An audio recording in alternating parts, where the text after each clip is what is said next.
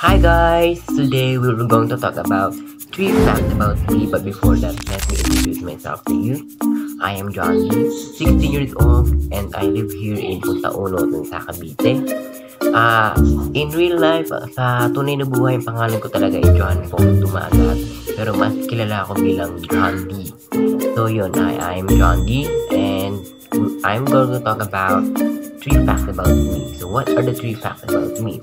First fact about me, I am a future fashion model and an actor kasi pangarap ko magmodelo at mag-artista kasi noon hindi ko pa siya pangarap, pero habang lumalaki ako, napapangarap ko na gusto kong sumikat, makilala, lumabas sa TV, mag-endorse ng mga branded product, maging modelo.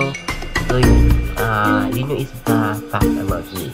And the second fact about me is I am a dancer. So ever since when I was a kid, talagang sumasayaw na ako, and then hilig ko talaga siya since elementary, and ngayong high school mas nag-elevate pa ako sa pagsayaw, and dun ako mas nakikilala talaga ng karamihan ng tao, lalo na dito sa pinag-aaralan ko na school, sa Tansa National Trade School, isang high school campus dito sa Tansa, Cavite.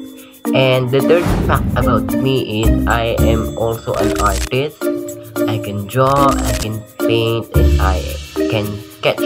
Ayan, so hilig ko talaga yung paggawa ng arts, na pagpipinta, paggawa ng mga pastel painting, ganyan.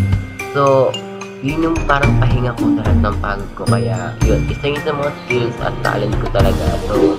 So yun lang naman, yun yung 3 facts about me, and actually marami pa pero hindi ko na kwento. So ayan, so this is the end of my video. So thank you everyone for listening and watching this video. So sana nagustuhan nyo yung 3 facts about me. So ayan lang guys, thank you very much.